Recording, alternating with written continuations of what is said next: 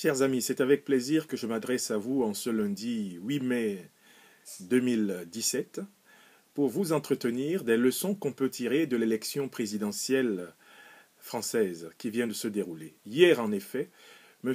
Emmanuel Macron a été élu avec 65,8% à la tête de la République française par le peuple français.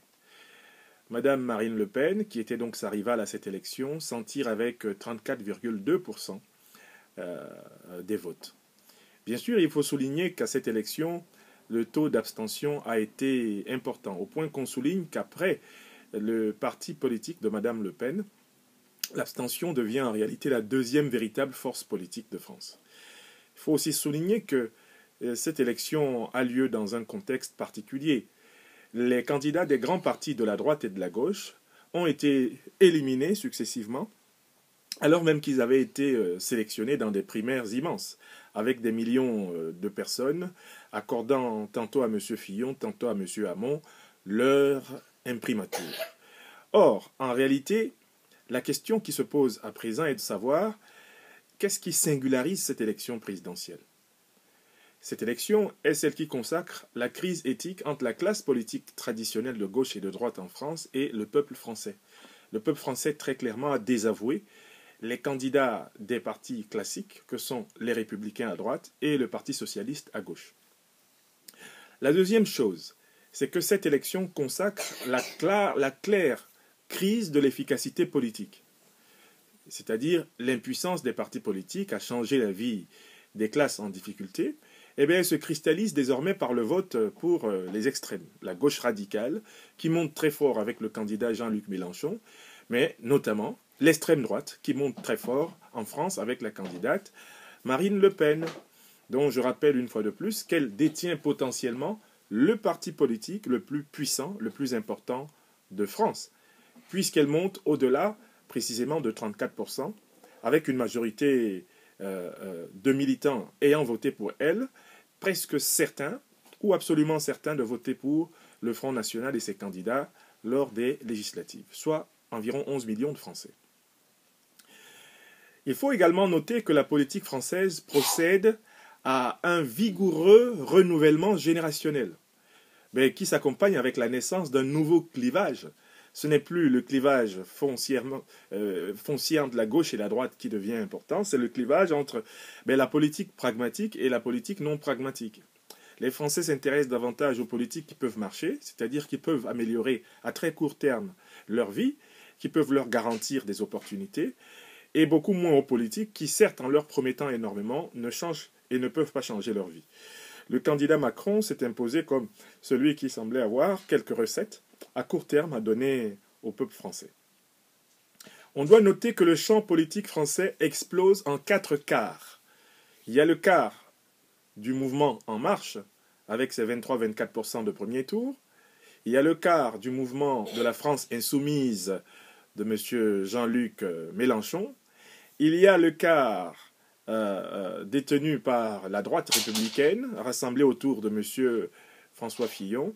Et bien sûr, il y a le quart rassemblé autour de l'extrême droite, avec notamment donc Madame Marine Le Pen. Du coup, cela annonce que si les choses restent comme telles, et notamment si on tient compte du sondage qui dit que 61% des Français ne souhaitent pas que M. Macron détienne une majorité absolue à l'Assemblée nationale, il s'ensuit que nous entrons dans une période de cohabitation entre un gouvernement qui ne sera pas à majorité composé de la force politique du président de la République, et un président de la République qui, par ailleurs, en vertu des dispositions de la Constitution de la Ve République, va globalement, en quelque sorte, piloter une bonne partie de la politique étrangère de la France. On doit noter que de cette élection 2017, l'Europe, au sens de l'Union européenne, sort saine et sauve, pour l'heure.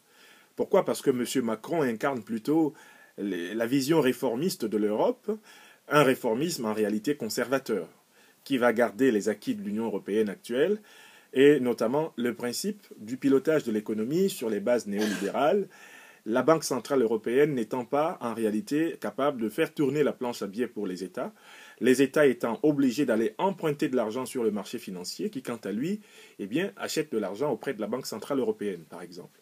Donc, l'Union européenne des peuples, l'Union européenne du social, eh bien, ce n'est pas pour demain, avec M. Macron.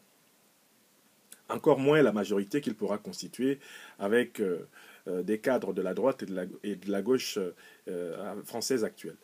Il faut dire qu'avec l'élection de M. Macron, eh bien, les questions géostratégiques et écologiques mondiales connaîtront probablement une stagnation. M. Macron ne sortira pas du cadre de l'OTAN, il ne sortira pas de l'alliance privilégiée avec les États-Unis et de ce que cette alliance a produit ces 20-30 dernières années dans le monde. M. Macron, par ailleurs, ne semble pas, parce qu'il voudrait peut-être booster l'économie par l'entreprise privée, il ne semble pas vouloir prendre des mesures hardies sur le terrain du nucléaire, des mesures hardies sur le terrain du réchauffement climatique, parce qu'il craint que ces mesures soient de nature à freiner son ambition bien de ramener la France au plein emploi.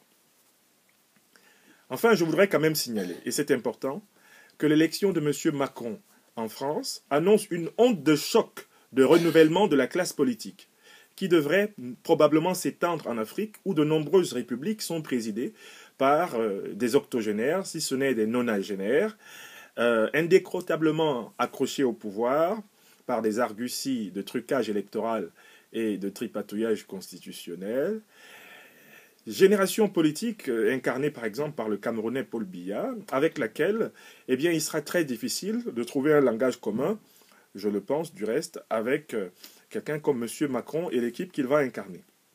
Bien sûr, il ne faut pas que les Africains se fassent des illusions. La réelle politique française va se poursuivre de plus belle sur le continent. Ce n'est pas parce qu'il y a un changement à l'Élysée qu'il y aura automatiquement des changements aux présidences de la République africaine. Mais très clairement, les chefs d'État africains, un Denis Sassou Nguesso, un Paul Biya, un Teodoro Obiang Bazogo, un Alpha Condé en Guinée, ben, ils se retrouveront inévitablement devant quelqu'un qui, en réalité, n'a rien à faire avec leur manière de faire de la politique et qui comprendra difficilement, en tout cas beaucoup plus difficilement que tous ses prédécesseurs, qu'à la tête des États africains se maintiennent des gens qui, depuis plus de 30 ans, bien sûr, expliquent qu'ils ont l'adhésion des peuples, alors que tout le monde voit qu'en réalité, les peuples sont braqués par les trucages électoraux et par la violence armée, la violence civile, l'usage de toutes les formes d'intimidation qui brident les libertés, brident les oppositions politiques et empêchent véritablement la naissance de la démocratie. Je me conclurai en disant donc que, avec Emmanuel Macron, président de la République française, nous sommes dans une phase de continuité, de renouvellement aussi, mais aussi, bien sûr, une phase d'incertitude. Incertitude pour la France, incertitude pour l'Europe, incertitude pour l'Afrique. Incertitude pour la France, parce qu'on ne voit pas avec quelle majorité Emmanuel Macron serait capable de gouverner à partir de la fin juin prochain. Incertitude pour l'Europe, parce qu'on sait très bien que la formule de l'Europe actuelle ne fonctionne pas. Incertitude pour l'Afrique, parce qu'on ne sait pas très bien comment, avec une politique réformiste et conservatrice, néolibérale par ailleurs, M. Macron pourrait impulser la prise en compte des aspirations profondes des peuples, des jeunes Africains, et ainsi, quelque part, faire de la France la compagne de l'émancipation continue des peuples.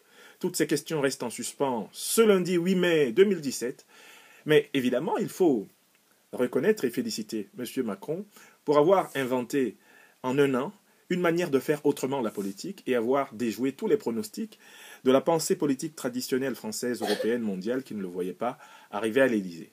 C'est peut-être là le seul bon augure de cette élection. Pour le reste, eh bien, la grande bataille en France sera celle des législatives du mois de juin 2017 prochain.